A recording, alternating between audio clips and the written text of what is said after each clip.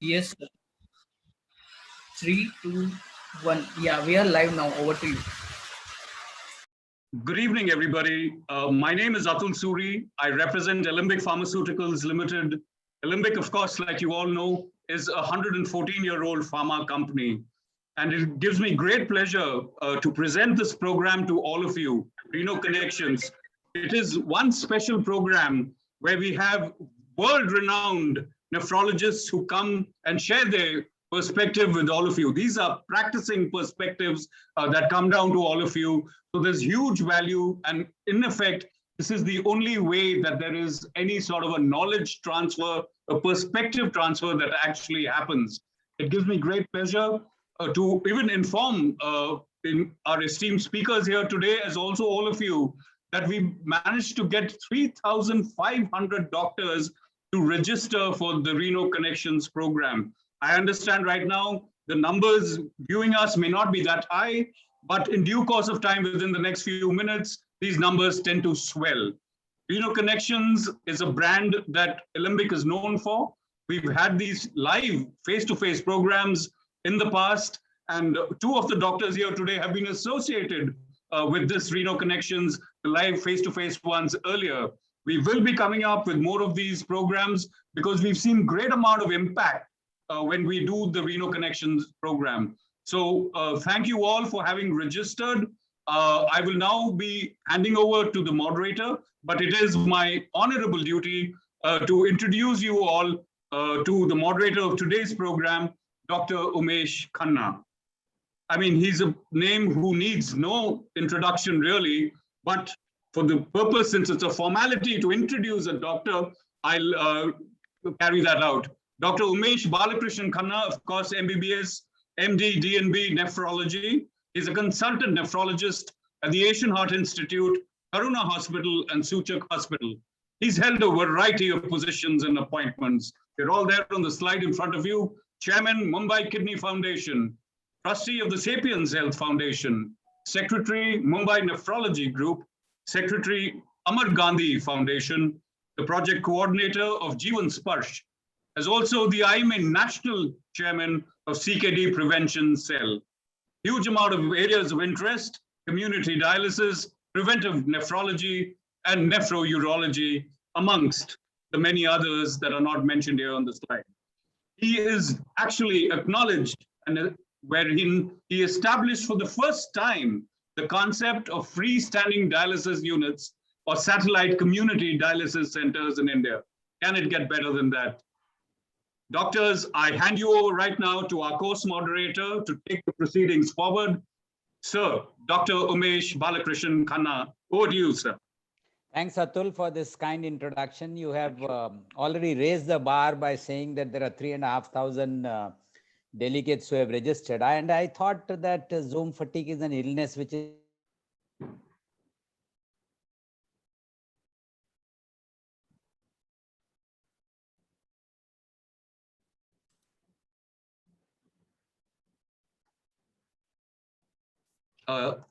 Am I lost or is the, can we hear Dr. We're facing Khanna? some internet connections. Internet. Yeah, so we'll wait for a moment. We'll just wait until is Dr. Khanna there? Otherwise, I can carry on with the introductions in the interest of time. Vishal, do let me know if Dr. Khanna comes in. I'll continue with the introductions in the interest of time. Of course, a very prominent speaker, really. I was interacting with him a short while ago, Dr. Jatin Kothari, MD, DM, nephrology. And the topic he's going to be talking on is AKI, an update of 2021. Very interestingly, he'll be also covering very relevant data and statistics concerning COVID in the course of his deliberations with us today.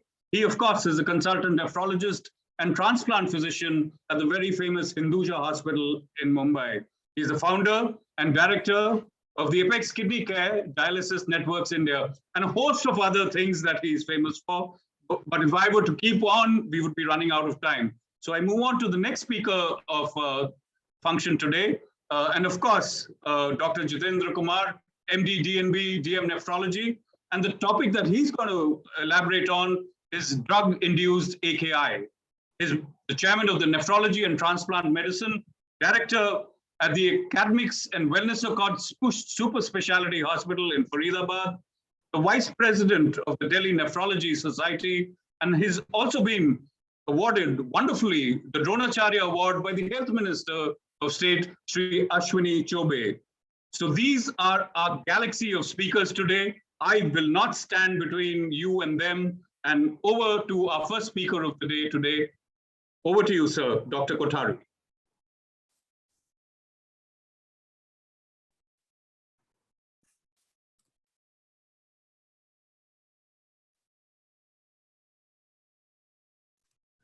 Thank you, Atul. Thank you for your kind words, and good evening, you, friends, and from the team of Alembic. It's indeed a pleasure to in its efforts to promote educational efforts and activities, and I've been a part of previous programs. 25 minutes, I can give you a real-time, up-to-date information about AKI and how we stand as of 2021. In the start of my talk, I will cover some general information about how this definition has evolved. We all know that AKI is a terminology which is now currently used to describe any form of acute kidney injury. Earlier, it used to be referred as acute renal failure, but we don't use the terminology of acute renal failure any longer. We have moved to this new definition because it essentially summarizes the whole aspect that we want to convey by a definition. And just the three words, that acute kidney and injury, these three words are enough to give us a perspective about what we are dealing with. As we all know, AKI is essentially, it occurs in a various host of conditions, which all can be included in the general terminology of acute kidney diseases. And one of the most important things that we have come to understand in the last 2 decades is that occurrence of AKI itself also happens to be a very, very big risk factor for subsequent development of CKD. And this is something which is very, very relevant for all the practicing physicians who are attending this talk, that whenever a patient has AKI, don't think of that as a short-term illness. You are going to deal with a certain subset of patients who will then progress on to have CKD and whom you will have to take care of over a longer period of time. Overall, the diagnostic criteria of AKI has evolved, and since the RIFLE criteria were launched in the year 2000, over the last 20 years, our understanding and our definitions of AKI, AKD, and CKD have all essentially been modified to have a standardized definition all across the globe. When we look at the terminology of AKI, we are looking at a duration of illness of being less than 7 days. It can be either looked at in terms of rising creatinines, or you could look at the urine output criteria to define AKI. And we will go into a little bit of details about how this definition helps us to strategize our treatment protocols and options for further care of these patients. Acute kidney disease is a relatively new terminology. It's less than 3 months of duration of kidney injury, where the patient may have a lower GFR, or he has an increase in creatinine more than 50% over baseline. This acute kidney disease is usually accompanied by evidence of structural damage to the kidney in the form of either proteinuria, or some patients may have hematuria or pyuria, which are extremely common as urinary abnormalities in patients who have AKI. When we talk about CKD, and I'm sure all of you are aware that the CKD definition, which is issued by the KDIGO guidelines, clearly suggests that the duration of illness of CKD has to be more than 3 months. It has to be established that person is having kidney disease for more than 3 months. The GFR cutoff is usually less than 60 when we define CKD beyond stage 3. And it also is accompanied by markers of kidney damage, of which albuminuria is the most common. If you look at the overall definition, and this was the KDIGO classification and definition of AKI, which was given in the KDIGO guidelines in 2012, it emphasized the 2 common facts and 2 common clinical evaluations that we do for all patients with suspected AKI. Number 1, you would always want a creatinine, which will give you an estimate of the GFR and how much the GFR has fallen. However, the calculations of GFR that we use by the formulas are not applicable in AKI, because you are having a patient who's having creatinine rise and drop every day, every alternate day. So that's why you cannot apply the CKD EPI classification or classification measurements of estimated GFR. On the other hand, when you have a patient who's got a urine output of less than 0.5 mils per kg per hour for a duration of more than 6 hours, you are for sure dealing with somebody who's got AKI.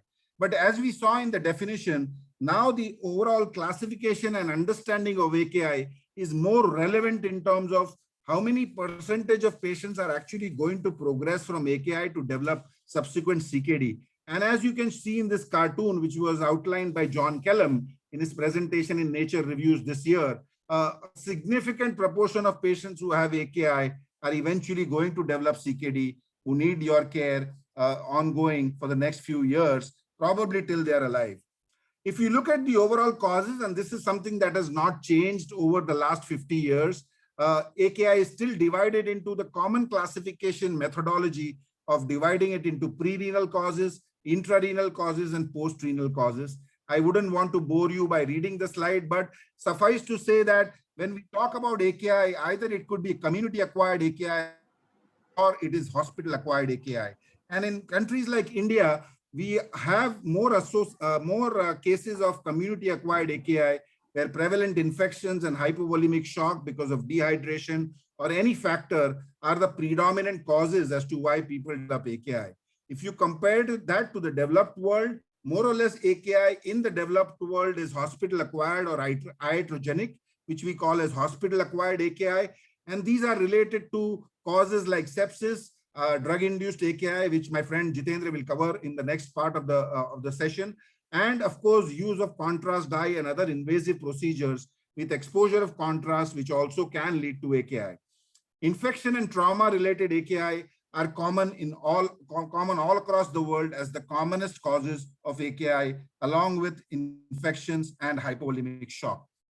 If you look at the pathophysiology of ischemic AKI, and I will cover the pathophysiology just in a couple of slides, just to highlight to the entire crowd as to what we are dealing with when we talk about AKI. At the pathology level, you are going to see evidence of epithelial cell injury, so tubular cell membranes are denuded, and there is evidence of injury of the tubular cells. Along with that, the endothelium is also affected. There is a whole inflammatory and a pro-inflammatory milieu which is present in the kidney because of cytokines and various other oxidant factors, which eventually lead to renal damage, drop in GFR, high fractional excretion of sodium, and inability to concentrate urine.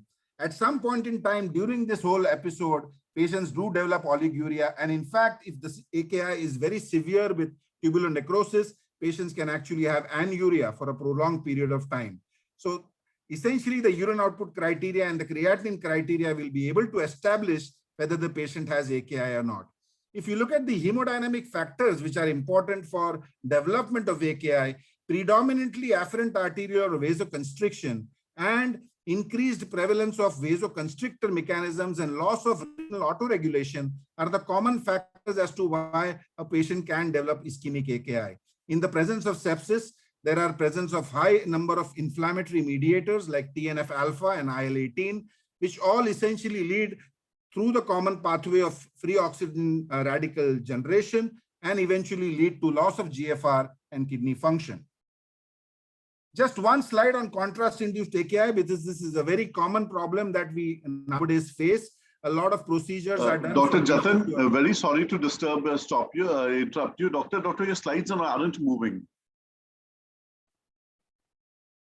They're not moving?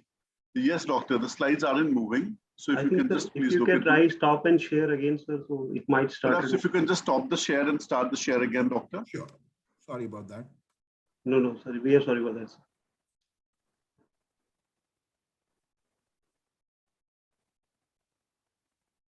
So I'm seeing only the last slide.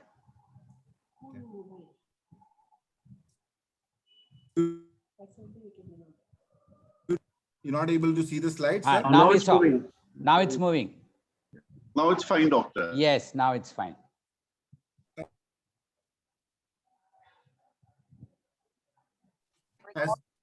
As we do more and more procedures involving IV contrast, and these are the classic risk factors why patients in the ICU setting or in the critical care setting would develop contrast-induced AKI.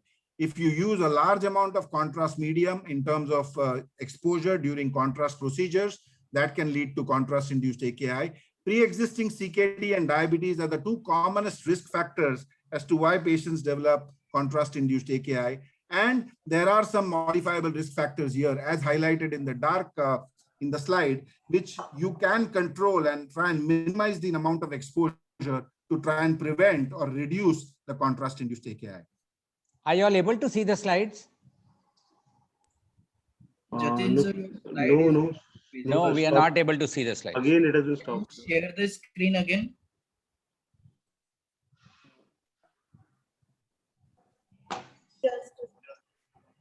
There must be some network lag might be, sir. Not yet? Can I No. share my screen? Sir, I have your slides. Sure, you can do that. No problem. Yeah. Yeah, I thought initially it was my network issue.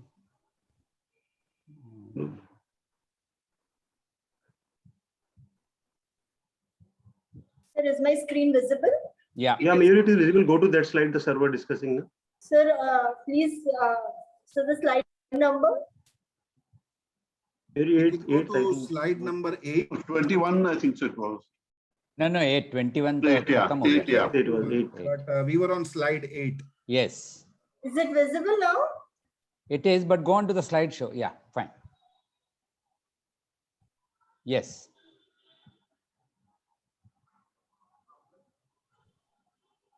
Are the slides visible now? Yes, Yes, yes. yes, sir, it's visible. Yes, doctor. Yes, doctor. They're visible now. Can you move to the next slide? We covered the pathophysiology. We also covered the contrast-induced AKI slide. Yeah, the next one. Yeah, and the one next after this.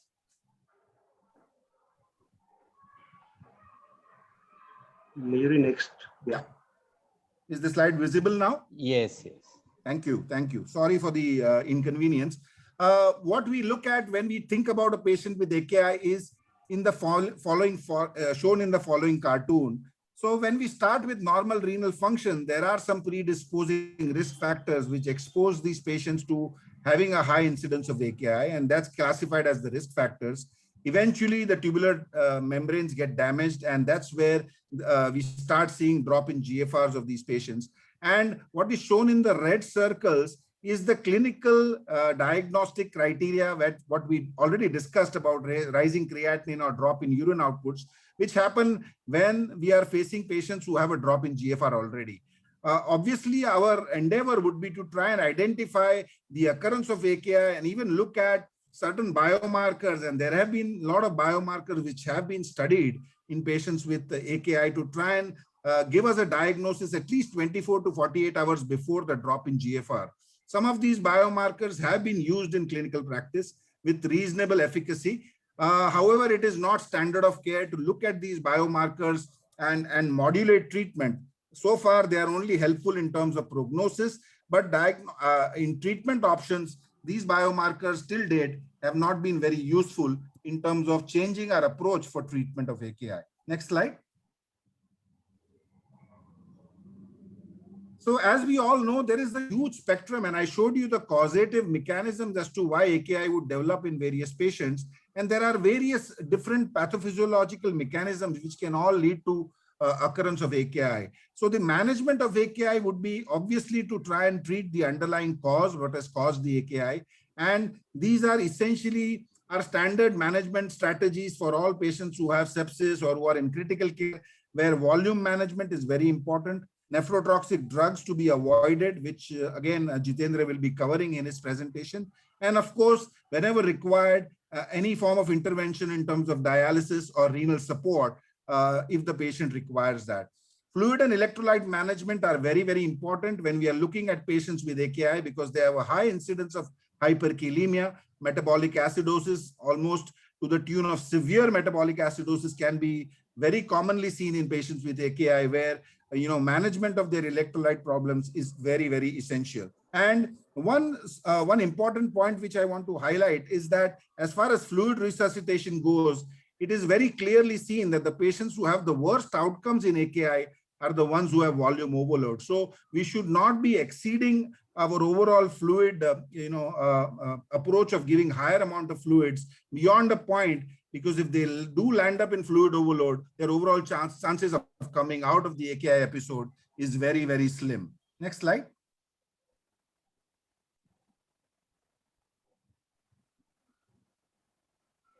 Can you move to the next slide? Yeah. So the natural history of AKI, as we can see in this cartoon, is something that we have come to understand in the last couple of decades. So initially, our presumption was that most patients with AKI would completely recover and would follow the curve on the top, which is the green curve.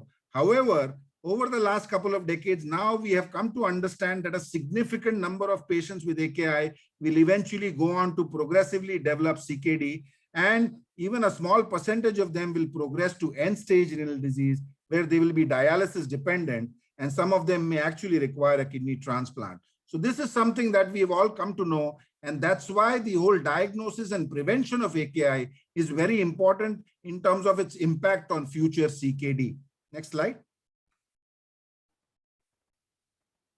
We all know that AKI is associated with a high mortality, especially in the ICU scenarios, where the mortality can go up to as high as 50%.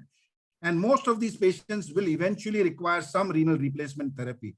AKI is a very, very poor prognostic marker in all critically ill patients. As I mentioned, it is an independent risk factor for mortality. And the long-term consequences, what we have been discussing over the last few minutes, is that AKI and the occurrence of AKI itself is going to lead to a high chance of that individual patient develop CKD in the long run. And along with CKD, you are going to see exaggerated cardiovascular morbidity and mortality. Hence, prevention and early detection of AKI are, according to me, the keys to try and help reduce the disease burden of AKI itself and CKD. Next slide. Since we are talking about AKI and the update is to give you an update up to 2021, clearly we have to discuss a little bit about how COVID has led to a higher incidence of AKI. Next slide. So essentially in this pandemic, what we all have seen as physicians and critical care doctors, there are certain risk factors in our patients who develop COVID infection, which are associated with a higher incidence of AKI. If you look at patients who have very high levels of viremia upfront, who have respiratory disease and who require oxygen support and eventually go on to require ventilatory support, patients who've had other organ involvement other than the lung involvement itself, some biochemical parameters like lymphopenia and leukocytosis, high levels of inflammatory markers like CRP, ferritin, and even high D dimers. These are all predictive of a high incidence of AKI in these patients. Presence of hypovolemia and dehydration sometimes upfront when patients present with renal dysfunction, and eventually some of them may develop rhabdomyolysis because of the COVID infection itself, are the established risk factors from all the studies which have been published of COVID and AKI in the presence of COVID. Next slide. There was one study from Mount Sinai in the US which looked at the overall incidence of development of AKI to the tune of almost 40%. And if you would divide them into stage 1, 2, and 3 AKI as based on the KDIGO classification, almost 20% developed stage 1 AKI, more than 40% actually developed stage 3 AKI where they require dialysis. So the timing of AKI invariably correlates with the time when they have worsening respiratory status and they require ventilatory support. Mechanical ventilation is required in most patients with AKI. If you look at the overall risk factors, the ones which are highlighted in the dark, namely older age, patients who have pre-existing hypertension, who have a history of smoking, patients who are diabetic and have established cardiovascular disease or congestive heart failure, and precedent CKD, as a background when they develop AKI, along with use of immunosuppressant drugs, patients who are suffering from autoimmune conditions or who are transplant recipients, all of them essentially have a very, very high incidence of AKI in the COVID population. Next slide, please. AKI has again emerged as an independent risk factor for patients with COVID infection in terms of mortality. And if the patient does not develop AKI during his entire episode of the COVID illness, his mortality is strikingly low. So clearly AKI has emerged as a very important target for treating patients who have COVID infection. We all know that COVID infection leads to renal failure, and there are various mechanisms and hypotheses about how this occurs in the renal patients. These patients have systemic immune and inflammatory responses, as we know, secondary to the infection itself, direct tubular toxicity because of the virus, systemic hypoxia, even presence of microvascular thrombosis has been very clearly established in patients who have severe AKI with reduced renal perfusion and endothelial damage, eventually leading to severe AKI and a high mortality. Next slide. So in brief, if you were to look at outcomes in AKI patients who have had COVID infection, how do you treat them differently? Predominantly, the treatment remains the same, addressing their fluid and electrolyte balance, looking at renal support or dialysis whenever required, especially in the stage 3 AKI patients, and sometimes, even early dialysis support, because sometimes the dialysis may be required more for fluid management rather than actually uremic control. So that's where overall looking at the AKI and trying to help patients manage their AKI better may give us a better outcome as far as the overall COVID scenario goes. And it is very, very clearly correlated now that patients who require dialysis have more than 50% mortality in COVID positive patients, and almost 1 out of 6 patients who actually recover from their renal insult still remain on dialysis beyond 60 days. So clearly the progression of AKI into CKD has also been seen in the COVID population. So this is where I would end my talk, and I would be happy to take any questions or comments. I think after Jitendra finishes his talk, we could probably take the questions. Thank you for your kind attention. And sorry for all the mishaps about the presentation. Thank you. Yeah, thanks, Jatin. And really, I also would like to apologize for the issues of network and technical issues. But Jatin, you did a wonderful job of first initially trying to define AKI, then stage it, and then inform the people as to how prevention and early detection is the key to reducing the mortality in AKI.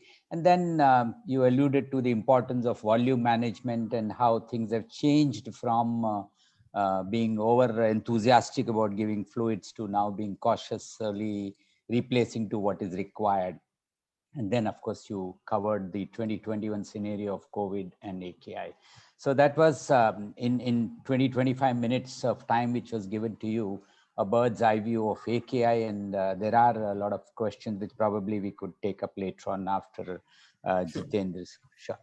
So we move on to the next talk, and that is by Dr. Jitendra Kumar, who's done his DNB and DM from SGPGI Lucknow, and is presently the chairman of Nephrology and Transplant Medicine and Director of Academics and Wellness Accord Super Specialty Hospital in Faridabad.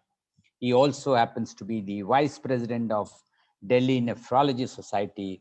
And as we know, Jitendra is a good speaker, and he has an important topic which is very close to my heart, and which I'm sure a lot of physicians would want to know and understand as to how and what drugs cause drug-induced AKI, how to detect early, and what to avoid as far as the AKI is concerned. Over to Jitendra Kumar. Thank you, Umesh, sir, for these kind words, and thank you, Alembic, for this opportunity.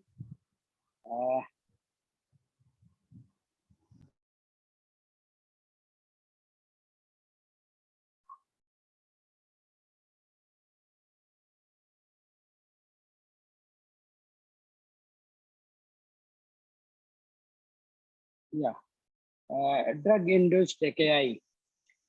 So in today's era, when almost all of us are popping a pill, this becomes absolutely important for us to understand what side effects can be done by these pills. And actually, as a nephrologist, we need to take care of the kidneys. Drugs and kidney, they interact. And the reason is that most of these drugs will be excreted by kidneys. That is the main route of removal. And whenever kidneys are weak, the drug will tend to accumulate and increase the toxicity. Dose of drugs must be adjusted in CKD in light of the fact that the level changes in relation with GFR, and the drugs produce renal injury, they most likely should be avoided. But there are situations in life when you cannot actually avoid, then you have to have a strategy that how to protect kidney in spite of using these kind of drugs. So why the kidneys are susceptible? Mainly because it has a very, very high renal blood flow. Almost all our blood goes to the kidney because it needs to be cleaned. Renal tubular cells are very, very active organs. Kidney is not just a simple filter. Actually, kidney is a very dynamic organ, and renal tubular cells have very high metabolism, and thereby they are vulnerable cells. High concentration of drugs occurs in renal medulla. We have all learned about the countercurrent mechanism, where in this medulla the urine will be concentrated and so will be the drugs. High concentration of urine in tubules, urinary pH changes are there. For example, your nitrofurantoin works well in alkaline environment, Ciplox works well in acidic environment, uric acid precipitates in acidic environment. So pH changes can lead to metabolic changes. And if you look at the surface area of the vascular endothelium and epithelial surface, they are enormous when this comes to kidneys. And not everyone is predisposed, but actually many people who have pre-existing CKD, who are diabetic, who have low ejection fraction with low cardiac output going to the kidneys, who are dehydrated, who have concomitant undiagnosed renal tubular acidosis, as in chronic smokers or patient with diffuse atherosclerosis, patient already taking other nephrotoxic drug, patient of myeloma, elderly people with comorbidity, actually they are more vulnerable towards drug-induced nephrotoxicity. Now, drugs can cause all kinds of renal insult. AKI is a very, very broad term. In fact, this can cause all sorts of renal insult, including pre-renal azotemia, acute kidney injury. You heard it, such an talk from Jatin. Hypertension can be caused by drugs. Nephrotic syndrome can be caused by drugs. CKD, ESRD can be caused by drugs. Drugs can also lead to isolated proteinuria with normal creatinine. Hyperkalemia may be there, and there may be tubular disorders in result of drugs. And when this comes to histological changes, almost any kind of pathology can be seen as a side effect of nephrotoxic drugs.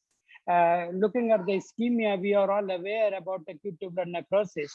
But before that, if there is ischemia without a structural change, then there may be some sort of pre-renal failure where there is no change in the epithelium. But if the ischemia is severe enough, then there will be acute tubular necrosis. And when acute tubular necrosis is severe enough, then there will be patchy or cortical necrosis. There are other kind of changes as well. Apart from the tubules, there is a vast area of kidney which we call interstitium, which is vulnerable to allergic reactions. And these interstitium can be affected by nephrotoxic drug causing acute interstitial nephritis. If they are not checked on timely manner, then that converts into chronic interstitial nephritis. Calcium can be deposited in the interstitium, leading to nephrocalcinosis. There is vast blood supply going around the nephron, and there may be vascular phenomena such as thrombotic microangiopathy secondary to medicines. So there are various kind of pathologies possible. There can even be glomerular lesions because of the medicines, such as focal segmental glomerulosclerosis, membranous nephritis, minimal change disease, and even the crescentic nephritis secondary to drugs as commonly used as rifampicin. Then we can have papillary necrosis, and drugs like your pioglitazone can lead to uroepithelial carcinoma. Then drugs like methyl dopa can lead to retroperitoneal fibrosis. So anything is possible. So we would be concentrating on drug-induced AKI. And to have a brief understanding for our physician colleagues, we broadly classify AKI in 3 heads: pre-renal, intrarenal, and post-renal. Pre-renal means that because of the shock, maybe vomiting induced by a drug, patient is dehydrated, and because of low cardiac output, low renal flow, actually the renal ischemia is there. And if promptly treated, then AKI would be prevented. Then there may be post-renal cause. I was talking about retroperitoneal fibrosis, which can lead to ureteric obstruction leading to acute kidney injury. And when this comes to interrenal changes, then interrenal changes again are of three types: acute glomerulonephritis, which I was talking, acute interstitial nephritis, and then acute tubular necrosis. And all kind of lesions can be done by any these nephrotoxic drugs. So drugs producing acute kidney injury acute tubular necrosis can occur by drugs like aminoglycoside, NSAIDs, amphotericin B, colistin, radiocontrast agents. Acute interstitial nephritis can be caused by methicillin, rifampicillin, penicillin, cephalosporin, sulfa drugs, NSAID, allopurinol, diuretics. Drug causing rhabdomyolysis, statins are there. I will touch them briefly again, but there are other mechanisms of AKI like drugs causing hemolysis leading to AKI, especially in people having this PD deficiency. Drug causing hypercalcemia can lead to AKI.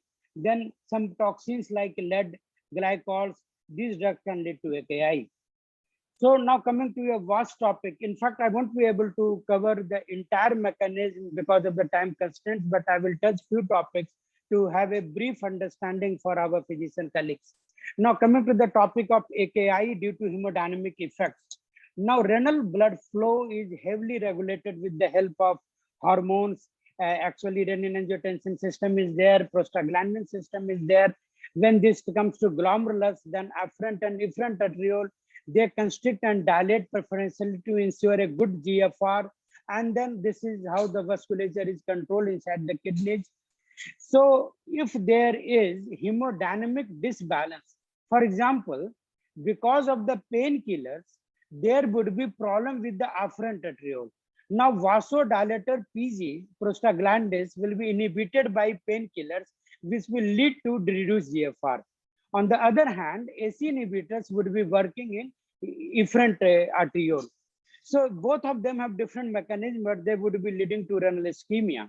Similarly, calcineurin inhibitor, the transplant medicines which we very commonly use in kidney transplant and also our rheumatologist colleagues are using, they can lead to dose-dependent vasoconstriction of afferent arteriole leading to ischemic changes.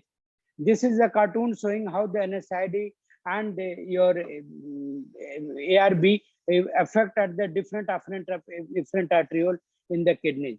But the same drug can affect kidneys several ways. And for example, I will take example of NSAIDs. NSAID can manipulate the afferent arteriole. It can manipulate glomerulus by causing minimal change disease. It can lead to interstitial nephritis. And because there is a lot of prostaglandin in all this vasculature, it can get concentrated into the papilla, leading to the classical terminology which we used to hear about decades back, the analgesic nephropathy. Nowadays, this is not very common, but because these painkillers can get concentrated in the medulla, leading to chronic medullary ischemia, ultimately leading to lesion like this, which we classically know as analgesic nephropathy, which usually occurs when painkillers are taken for a very, very prolonged period. So syndromes of NSAID nephrotoxic, we are not talking about chronic here. If we talk about acute effects, then AKI can occur due to acute tubular necrosis, which is usually oliguric. NSAID can lead to acute interstitial nephritis. NSAID can lead to glomerular disease. It can lead to electrolyte imbalance by causing hyperkalemia, sodium and water retention is there, and it can lead to hypertension. So there are several ways that same drug can affect kidneys. So we have to be very particular about various pathways. For example, if you're not taking NSAID on regular manner, then probably you have prevented analgesic nephropathy. But if you have given a single tablet in a person who is hemodynamically compromised and he is also taking ARBs and AC inhibitors, then probably a single tablet can lead to AKI. So you have to understand that patient in totality. Coming to AC inhibitors and ARB, the AKI is very, very common in these drugs, especially during the times when renal blood flow is dependent upon angiotensin system, such as conditions like renal artery stenosis. If such kind of patients get dehydrated, then there would be prompt AKI. And if you are vigilant enough, and if you have stopped these drugs for a few days, then actually AKI recovers very quickly. And this is not an allergic reaction. So once the ARF settles, then probably you can restart the drug in a cautious manner. A word of note here, nowadays AC inhibitors and ARBs are very commonly prescribed in young females.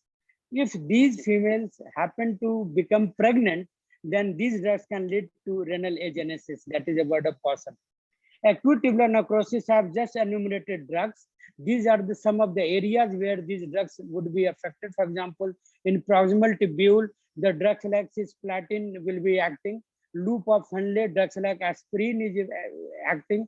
In distal tubule, amphotericin B and cyclosporin causes toxicity. In collecting duct, amphotericin B causes toxicity. So every drug has its own pathophysiology. This was just an indicative slide. And because of the time constraints, we cannot go into the detail, but we have to understand that almost every drug is a potential nephrotoxic drug. When we talk about acute interstitial nephritis, this is a condition where interstitium is inflamed. You can see in the interstitium there is inflammation, and this occurs secondary to allergic reaction to drugs like beta-lactams, quinolones, sulfur drugs, rifampicin, etc.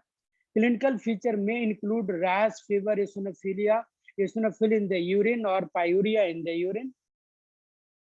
We also need to understand that if a drug is important for other organs, in fact, it may be bad for kidneys, and a very, very common example is statins. There is a condition called rhabdomyolysis where there is muscle injury leading to myoglobinuria, and this myoglobin, when goes to the kidneys and get excreted, actually there is acute tubular necrosis and patients are having cola color urine. So rhabdomyolysis is a very, very common condition in nephrology practice. But for us, it is important to understand that drugs like statin and fenofibrate, especially when they are combined, they are so popular with the cardiac medicines. In fact, almost all our patients have come through a cardiologist. In fact, I always see that when a diabetic patient develops hypertension for the first time, actually this is the onset of nephropathy, but they would be seeing a cardiologist and not a nephrologist. And simple things like this can be missed, and such combinations may be dangerous, especially when patient is also taking drugs like erythromycin. And these kind of rhabdomyolysis can lead to tubular choking. And if you are vigilant, then you can detect, and alkalinization of urine can actually prevent such kind of AKI. Then another word of caution, a benign looking drug can also affect kidneys and lead to AKI. And one example is proton pump inhibitors. Almost all of our prescription contains drugs like pantoprazole or rabeprazole, but and all these kidney patients will be popping one such pill. But we need to understand that these drugs can lead to acute interstitial nephritis, and if this kind of AIN is unnoticed, then ultimately this will lead to CKD and ESRD. Basically, there is hypersensitivity in a subset of population, not every one of them, but we have to be vigilant, and this can ultimately lead to interstitial fibrosis and CKD. There was one good meta-analysis where it pooled data showed that relative risk of AKI in patient taking PPI is 1.61. So proton pump inhibitors, we have to be very cautious. And then gone are the days when we will be talking only about NSAID and AC inhibitors. Actually, as the specialties are increasing, newer and newer drugs we are using more often, and we must be aware about potential side effects of all these drugs. And we must be aware about newer diseases such as COVID also. Antivirals, we are very commonly used nowadays.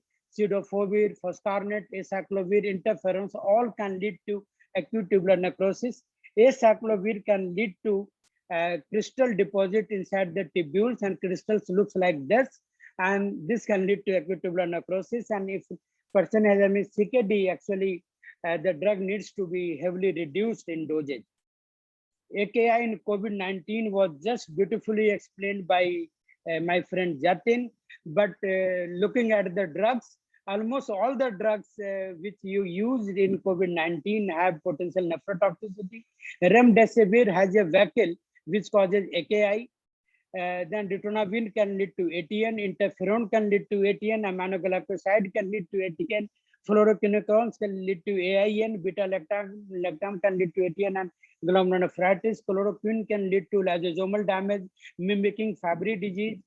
Furosemide, Lasix and Ditor, these are not very non-nephrotoxic drugs. They can lead to AKI, both by volume contraction and also through acute interstitial nephritis. Then drugs like adrenaline, norepinephrine, dopamine, they can all cause AKI. Cyclosporin can cause ATN, NSAID we have just discussed. So now comes to diagnosing renal injury. There would be situations where actually you won't be able to avoid these drugs. So you have to be very vigilant about picking up the renal injury early enough. And once the ATN has occurred, then everybody knows that there would be oliguria, rise of creatinine, muddy brown urine. In AIN, eosinophiluria and pyuria would be there. We are very, very comfortable with serum creatinine, but we should understand then even if there is total shutdown of kidney today, the rise of creatinine will occur tomorrow and day after.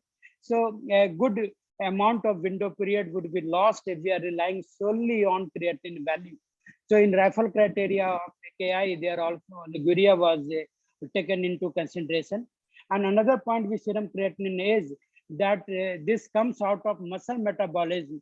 So if, for example, if there is a lady 45 kg, 80 years old, creatinine is 1 as compared to her. If there is a young person with similar creatinine, then GFR is actually double in the younger person as compared to the elderly. So interpreting creatinine is a very, very difficult thing. Whenever we talk about creatinine, actually we should be talking about GFR, and there are formulas for that, which will be talking about in later slide. Drugs and kidney injury. This is a slide, the same slide which I was talking about, but this also depicts about biomarkers.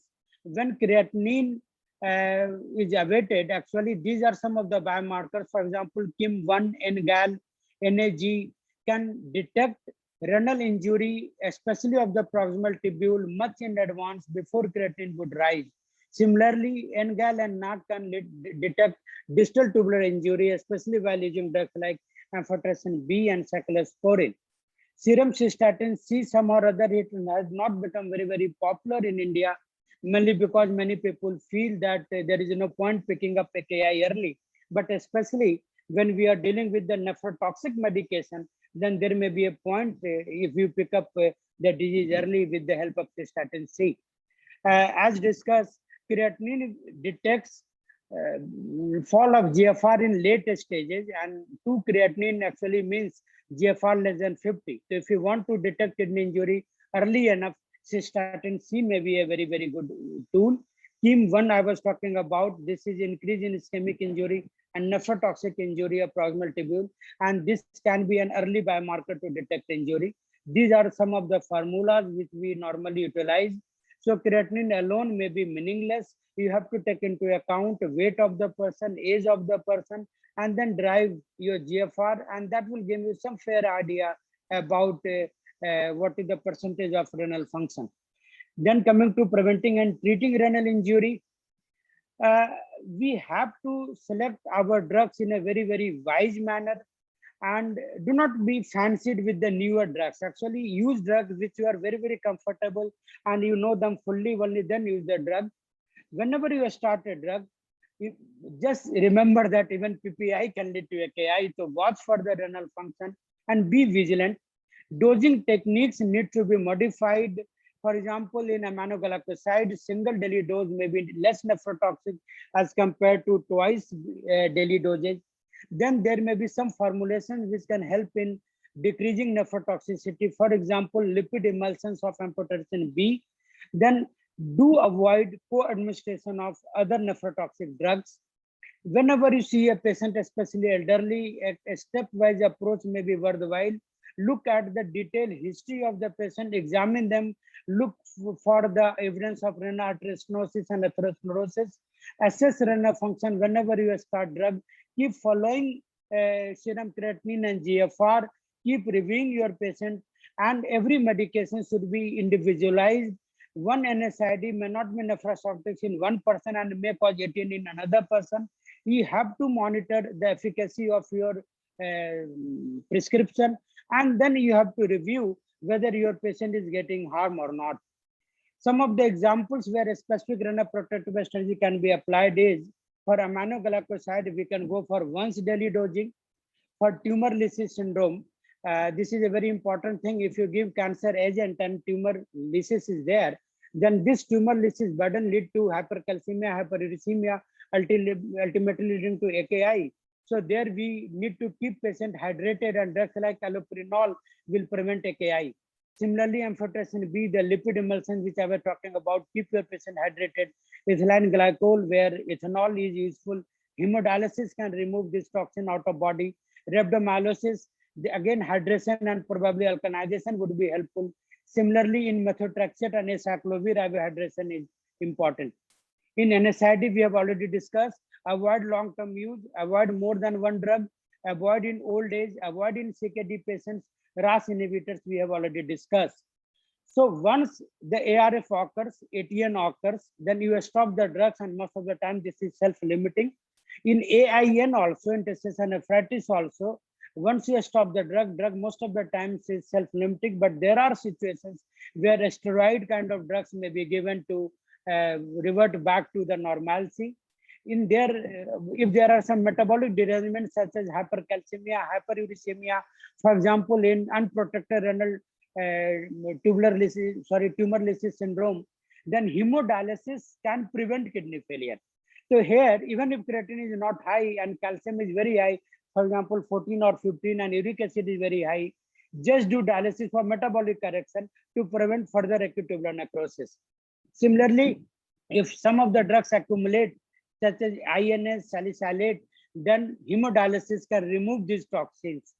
And once the ATN has occurred or renal failure has occurred, it will have its own course of 2 to 3 weeks, and patient may require hemodialytic support during that time.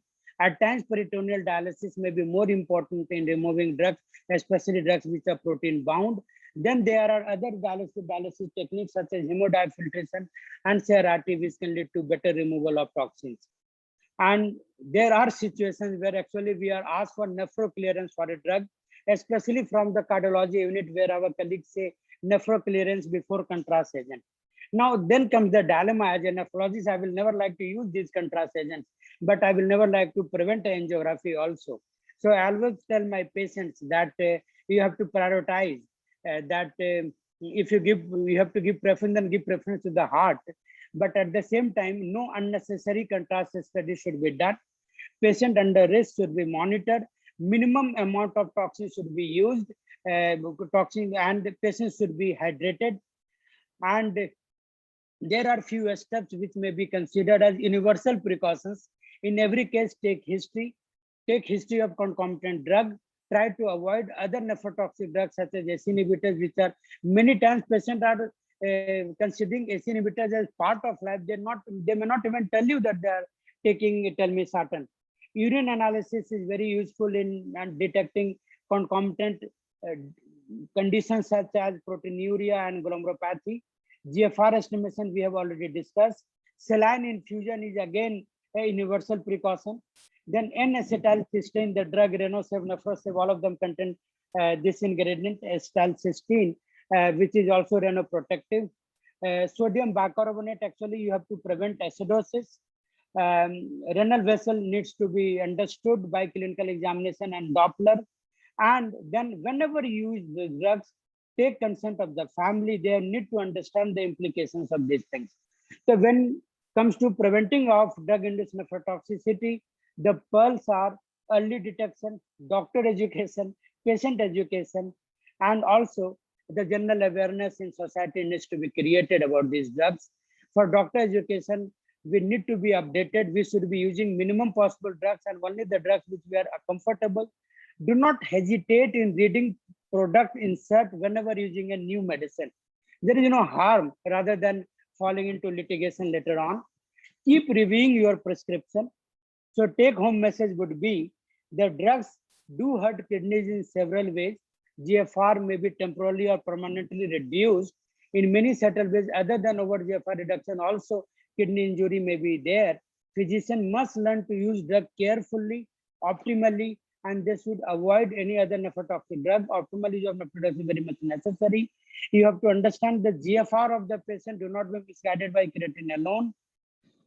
And physician must anticipate renal side effects. For example, you have started a drug, you have to actively look for potential side effects. If there is early recognition, then it will prevent CKD from getting developed. Measure needs to be taken whenever there are warning signs. Be watchful about simple signs such as oliguria and pedal edema. Initiate measures which I have just discussed in my discussion. Withdraw whenever necessary. So that is how we can use the drugs. वो I always tell my patient कि ये घर में रोटी पकाने की तरह है, रोटी भी पकानी है और उंगली भी नहीं जलानी है. So you have to take precautions, but ultimately, if we are watchful, then probably no harm would be done to our patients. Thank you. Thank you, Jitendra. You have shown that drug nephrotoxicity could be a topic by itself, a seminar by itself. And no wonder last month Gangaram Hospital took 2 days to cover AKI. And here we have two stalwarts who are trying to cover it in less than 1 hour's time. So they've done a wonderful job of trying to cover AKI in such a short time. And I'm sure by the time some questions come, let me take a couple of small things which are simple.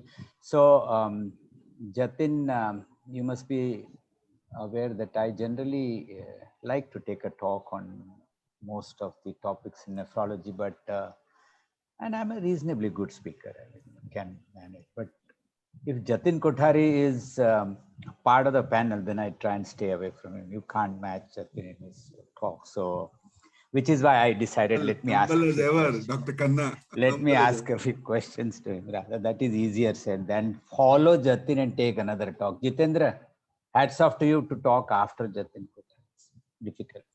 So Jatin, I think simple questions like you have an OPD practice and you have a critical care practice. Just from the physician's point of view, I mean, what are the common AKIs you see in your OPD practice, and what kind of patients you see in the critical care area? Because as you know, it's important to point out to the MD physician the difference between a community-acquired AKI and the hospital-acquired AKI. So which are the common ones which you see, and whether there is an increasing trend of a particular AKI which you have been seeing, apart from COVID, of course? So great question. I'll cover and maybe give just a snippet of what we essentially see in practice. India, I would say is a combination of a developing and a developed world. So we see all sorts of AKI, and hospital-acquired AKI is obviously on the rise because we are seeing more and more critically ill people with comorbid conditions, with exposure to various drugs, and Jitendra has covered the entire aspect. So drug-induced AKI, sepsis, more or less iatrogenic, hospital-acquired, that's what we see in practice. Community-acquired is usually dehydration, some sort of an infection, which has led to, things like malaria, dengue, etc., which come from the community, and then they'll end up into the hospital requiring treatment for AKI. So these are the general conditions that we are commonly seeing AKI. And in the COVID atmosphere, essentially all the other causes still continue to be, but COVID by itself also has been a big risk factor for increased incidence of hospital-acquired AKI. Right. So are you seeing, as mentioned by Jitendra, are we worried of the effects of COVID drugs and AKI, and which of these you have commonly seen?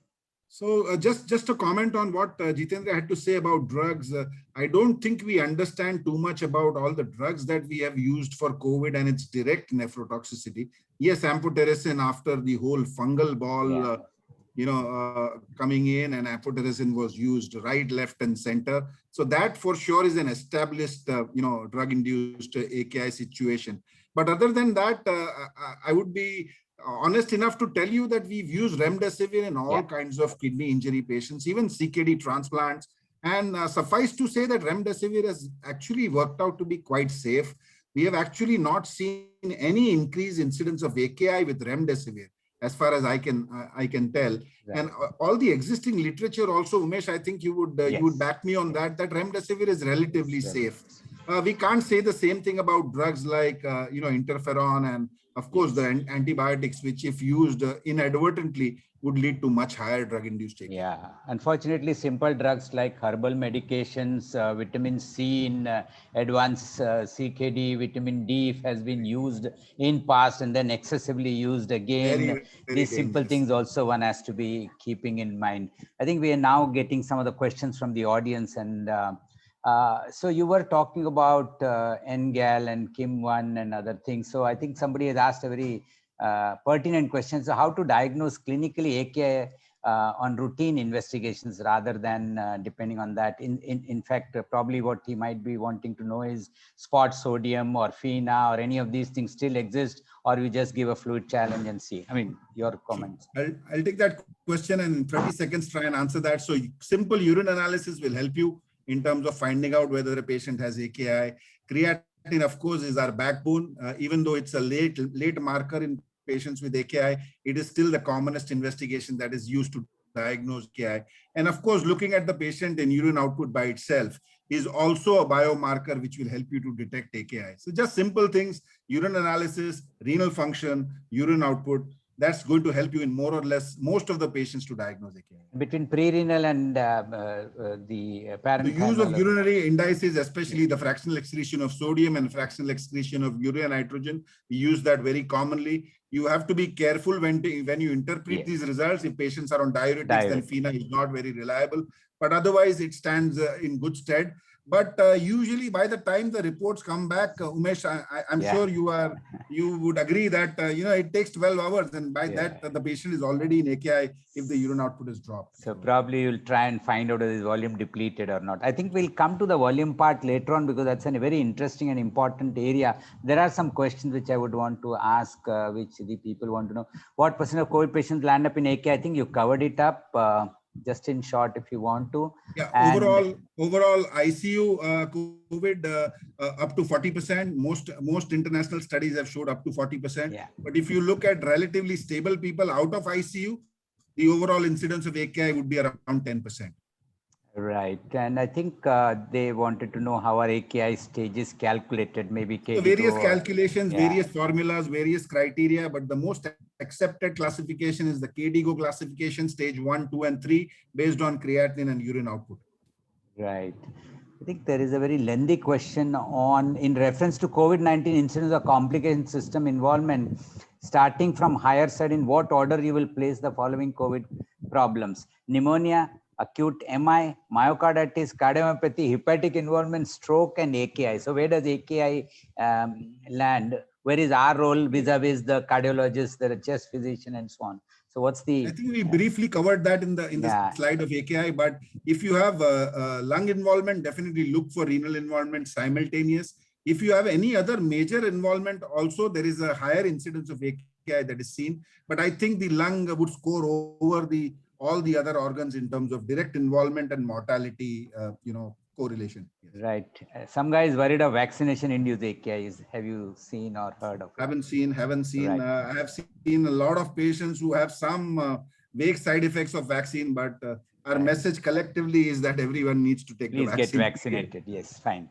So I think we have to move on to Jitendra Kumar, and I think the question is on long continued use of PPI that most of the patients are using without our knowledge, even for more than 5 years, can cause interstitial nephritis. So basically, I think you have already covered PPI and AKI. Is there a time frame, or is it an acute allergic interstitial disease, or is it allergy, or is it the total drug usage, Jitendra?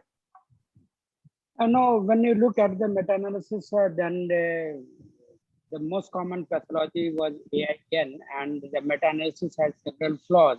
The purpose was not to scare the audience that do not use PPI and do not use remdesivir. The purpose was be mindful. And this is some allergy sort. So if you give these drugs to about 100 people, then maybe 1 or 2 people are predisposed, not every one of them, but be vigilant.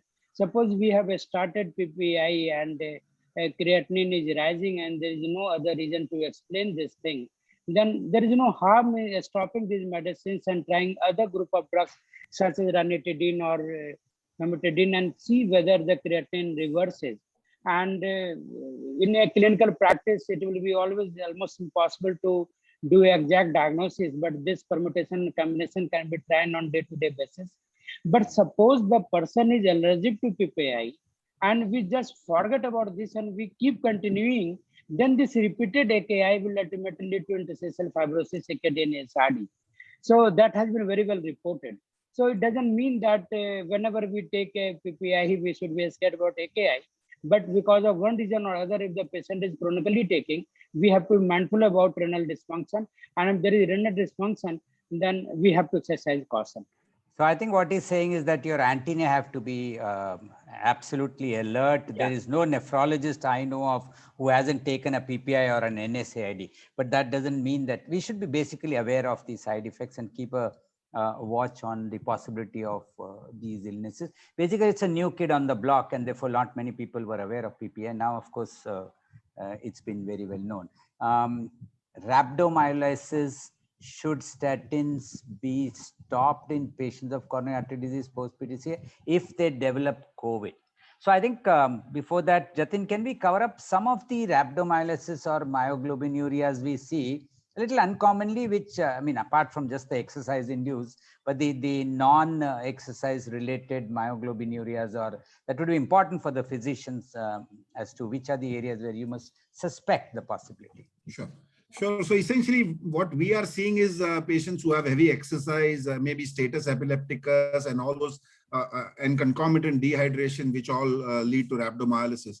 Pure statin-induced rhabdo, relatively uncommon, but something that needs to be kept in mind for sure.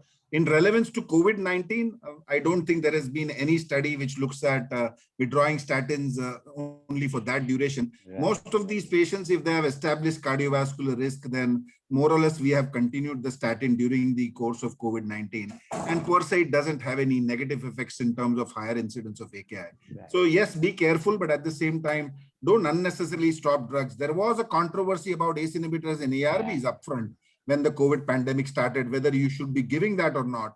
And essentially, the jury is out now in terms of continuing the ACE and ARB, and no need to stop these drugs in COVID-19. Right. So I think the issue has been sorted out as far as ACE-ARB is concerned. Maybe still SGLT2 inhibitors are an area where people are debating whether to continue or to stop. Sure. And I think a lot of people start feel new, then for sure don't start new. Don't start and new. Wait for the COVID period to get over and then start the SGLT. Right. So while we are discussing about the use of ACE, ARBs, NSAIDs, diuretics, SGLT2, etc., for the physician, it's important to know that there are times when somebody has gastro, as I think it was already alluded to by Jitendra, that in times of acute fever, major surgery, dehydration, etc., what they call as sick day rules, maybe in community practice, it would be wise to hold on some of these drugs which depend on the angiotensin. As I think Jitendra alluded to it, and those drugs maybe you could hold on for a week or so and then restart as soon as the acute illness is over. We move on from there to what advice you will give to the patient who is undergoing contrast study. Both of you all have touched upon contrast. So anybody can pick up this question on if somebody is to go on Jitendra highlighted the universal precautions for contrast-induced nephropathy. Just one point, we had a study done by a DNB student 2 years back on contrast-induced nephropathy, and it was heartening to see that with the standard precautions, the overall incidence of contrast-induced AKI was to the tune of 2%. So, and we looked at almost 1,300 patients who had contrast exposure. So, relatively low incidence, and I think whatever we are doing it right, and that's why the contrast-induced nephropathy is not a major problem. The most important thing is to make the relatives and the patient aware that there is a potential risk. It will be very, very discomforting to them to understand the renal toxicity after the AKI has occurred. So it's better that you take them into confidence, do the universal precautions, what Jitendra showed, and I'm pretty sure that the incidence would be much lower than what is reported in literature. So I think in short, what Jitendra said makes sense, that avoid if it's not required, but if it is required, do not deny the patient the use of contrast to save whatever his limb or heart or whatever else is there. Absolutely. So we move on to NSAIDs and AKI. Patient has been given an NSAID on OPD basis. What will be the first symptom of AKI the patient will come forward with? Not possible to ask doing creatinine in every patient. So Jitendra, if NSAID is given, what is something which you need to be cautious about? Sir, the symptoms of kidney disease are always very, very vague. So first, assess about concomitant nephrotoxicity, toxic conditions such as dehydration, etc. Look at the JVP, look at the renal artery. If everything is fine, that I just advise my patient to take a lot of water while they're taking painkillers. That's all. Yeah. So probably no harm would be done. But if the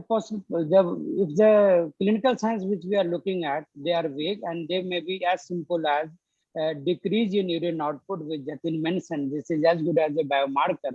Some sort of pedal edema, some rise in blood pressure. And these are the early signs. And if they persist, then we can go for a KFT, which will also indicate the changes in the electrolyte and changes in the creatinine. And if we have given NSAIDs for a very, very short duration, then most of the times, whether the AIN or ATN has occurred, most of the times the condition is reversible. So I think it just gives some description to the patient, कि दवा आप लो but take cautions, then that should be sufficient enough. I think Jitendra very rightly mentioned that you must caution them that in a couple of days and sometimes even after one dose, your output may drop, which he sometimes comes to know. There could be a mild edema. As he rightly mentioned, hypertension, which was so very well controlled, suddenly can go out of control. And there are a couple of more things which you must keep in mind. Sometimes you could have, I have seen patients going into flash pulmonary edema with the use of NSAIDs, those who have mild CKD, which wasn't very obvious, or those who have a poor LV function and so on. And some of them could have severe uncontrolled hyperkalemia after they use NSAIDs, while the potassium was otherwise well controlled, especially if you use it in mild CKD. So a variety of ways in which the NSAID can present, and hence serum creatinine is not the only thing which one has to look at as it goes up. How to treat AKI in CKD patients? Okay. Yeah, so I think somebody was probably looked at the slide and said that AKI leads to CKD. So how do you treat both? Essentially, it's the time frame that you are looking at. So AKI, if the person doesn't recover and has persistent urinary abnormalities or slightly elevated creatinine, you will have to suspect that this patient is probably going to progress to CKD, and that's how you will have to control the CKD, obviously with the same drugs, ACE inhibitors, ARBs, control proteinuria, maintain their blood pressures, and take care of their kidneys on a long-term basis. Yes. I think the second part is important, but it would require one full lecture of Jatin, and that's how does one treat AKI in a few words? So that 2-day conference of Gangaram Hospital, you will have to concise in a few words. So, which is not difficult. So conservative treatment, not much role. Fluid management, very, very important. Manage electrolytes, nutrition, and of course, with the right indication for dialysis. I'm still in favor of relatively early start. There is still, a debate going on as to whether how early you should start dialysis. I am one of the proponents of early start. And if there is even a small indication like a drop in urine output for 12 hours, 24 hours with rising creatinine, I would initiate dialysis early. Otherwise, it's going to be supportive care. And most of the times AKI will recover when the underlying treatment, underlying cause is corrected. For anybody who's listening to Jatin Kothari and when he's talking about debate, please don't enter into a debate with him. I have tried to, but I've burnt my fingers. So I generally avoid. Never. Dr. Khanna has never lost a debate. We move on to, so I think, Jatin, I think that part of volume, especially, which is, I mean, I won't say it's a new thing, but at least people have realized the importance of not giving too much fluids, which you were alluding to. And I think for the physicians, it's important to know that, yes, volume correction is required, but as you said, overcorrection and other things issue. So what problems do you face? Do you face an abdominal compartment syndrome? Do you face venous congestion? What happens? So you have seen volume depletion, but what about congestive failure and AKI? A little bit on what happens in these people? So I think in the ICU, Umesh, as we all know, the commonest indication as to why a person lands up on dialysis is not a creatinine or not a potassium. It's more or less fluid overload. So pulmonary edema is something that we are seeing. And these patients who have acute lung injury because of sepsis, sometimes it's very difficult to pick up pulmonary edema. So we have signs with the X-ray signs of, doing an ultrasound and looking at fluid status in the lungs, etc., to help you. But fluid overload is the biggest risk factor for somebody dying in the ICU with AKI. So need to be careful early on. Yes, you could be aggressive and give fluids as per central venous pressure, blood pressure, MAPS, etc. But later down the line, once you know somebody's got established AKI, pushing too much fluid is really going to harm them. And you need to back off very early to have a better outcome in your AKI patient. Right. I think somebody's asking about PP and domperidone and how common they develop. I don't think domperidone is adding on to the AKI, but yes, it can lead to other issues of extrapyramidal symptoms, etc. in a few cases. Are pre and post HD helpful before following procedure? Yeah, I think there is a fashion or a fad about people asking for dialysis before giving contrast or doing dialysis after contrast. So Jatin, maybe you want to clarify. One clear point about removal of contrast on dialysis, less than 10% of contrast is actually cleared on dialysis. So there is no role of prophylactic dialysis. If you think somebody needs dialysis and requires an angiogram at the same time, yes, dialyze them first, make sure their volume status is good, and then you give the contrast. So, Jitendra, I think you did not touch upon SGLT2 inhibitors and elevated creatinine, and I don't see a question also asked on that. But then the entire definition of a nephrologist was based initially on if you haven't started aminoglycoside, the nephrologist will come and start, and if you have started, he will come and cancel. Then it moved on to ACE and ARBs. If you haven't started, he will start, and now I mean it's on SGLT2. So so if somebody is on SGLT2, a physician starts and the creatine from 1.4 has jumped to 2 or 2.1. What would you do, Jitendra? That's what some physicians would be interested in knowing, because that's the flavor of the season. So I think again Jatin may answer it well, but I will put forward my perspective. Most of the times, rise of creatinine is multifactorial, and just pinpointing to a single event is not easy. So if a person is having, I will look whether after glycosuria UTI has occurred or not, or whether there are some other reasons for that or not. Most of these times are taking other medicines as well. So after this SGLT2, we are really excited because after a long time, some drug has come which has potential about after ACE inhibitor, this is the only drug which is promising. So as you rightly told, sir, we would be rather happy to start SGLT2 in as many patients as we can. But for occasional patients where some sort of AKI is there, if we rule out other causes of AKI, then maybe I would like to hold the drug for a while. Then but I won't hesitate in restarting later when the patient has stabilized. Jatin, please, if you want Jatin, to add what do you do? If you like the physician, you allow it to continue, and if you are at loggerheads, you go and stop it. What is your not at all, not at all. I think it's a great drug, and it's going to be the future. In the next decade, we are going to see almost everybody in endocrinology, nephrology, cardiology, physician, you name it, and they're going to start using SGLT2. So it's a wonderful drug. And as Jitendra pointed out, a rise in creatinine by about 20% is expected. What you are looking at is down the line, and these drugs work over a longer period. So if you look at 5-year outcomes when patients are going to be on SGLT2, yes, they will have retardation of progression of kidney disease. So no doubt these are drugs for the future. But if the rise of creatinine is dramatic, yes, you would need to suspect that something else is going wrong. Probably he's got another nephrotoxic drug, or he's got a UTI, or he's got some other problem which has led to the rise in creatinine. So I don't get worried, but I am a little cautious when I start these drugs, especially I don't start ACE-ARB and SGLT2 together. I almost never do that because that's something which is very, very risky. Yeah, maybe it would be worthwhile even for a diuretics. If it's not required, you hold on for a couple of days, start one by one, and then add the other. I think you're right in that. So he's talking of, like stock market, pakad ke usko rakho, keep on holding on. We're talking of 5-year returns of SGLT2. Somebody has thanked, NSAID and AKI dropping off. I don't see a question in it. Also new rash or a breathing difficulty, so only drink adequate fluid should be additional instruction. Okay, Dr. Mahesh Pandey has asked a very interesting question. So I think it's question number 15. Patient aged 80 years with EGFR of less than 40. Yes. He अपने पेट पे लात मार रहा है हमारे पे यार. Our practice has gone up from the time when EGFR has come in the market.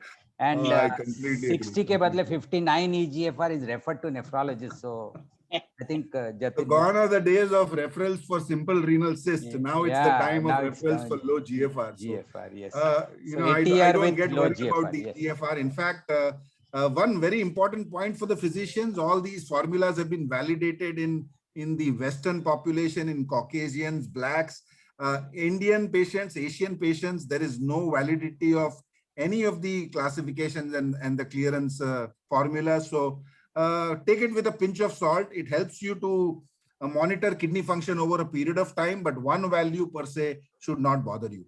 Yeah, I think a pinch of salt, what he mentions is my formula always, ek chammach kam. And with that note, I would want to thank both the speakers, because I think one formula is always there, that you must start on time and end on time.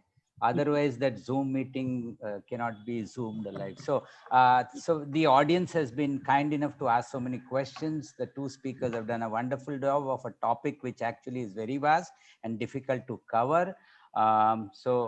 Many thanks to both of y'all. We hope to meet sometime again. And thanks Alembic for holding such an interesting topic. And for physicians, I'm sure AKI always is something which they would want to know more about. Thanks. Thank you, sir. Doctor. Thank you. Thank you. Give me an opportunity for 2 minutes to give me a word of thanks, sir. So this is Mukesh Sachdeva, heading in a team Specia, sir. I wish to say a lot of thanks for such interactive, knowledgeable, or value-adding session, sir. Sir, I would, even I'm finding it a difficulty to find it words to say about this program, the kind of response we have got for this program. In fact, it is out of my imaginations that we were expecting somewhere 2,000 plus doctors, but looking into the topic and all of your names, sir, we could cross the 3,000 mark in the live users. And I'm delighted to share, sir, since the beginning of the program was started until now, the numbers remain same. Consistent number is there which show the popularity of the topics and as well as your name, sir. So I would say a lot of thanks to our course moderator, Dr. Umesh Khanna, without whose supports and guidance and setting this content for this program, it wasn't possible at all for all of us, sir. And I would like to say the thanks for all, both our eminent speaker, Dr. Jatin Kothari, as well as Dr. Jitendra Kumar, who have, with all the restrictions, the time, small time frame and this virtual world restrictions, have taken and elaborated and briefed the topic in a manner, sir, which I'm sure really is going to add value to all of us, sir. So really a lot of thanks, sir. I would like to say we at Alembic, being a part of global healthcare, we are always committed to increase the awareness towards this treatments and the diagnosis through such kind of programs. And I'm sure this Reno Connection, this initiative of the Alembic CV, it serves its objective, sir. And I would like to say thanks again to each of the delegates who have participated in these programs and made this program more interactive and knowledgeable, sir. So thanks a lot again to all of you, and thanks a lot to the team Alembic, sir.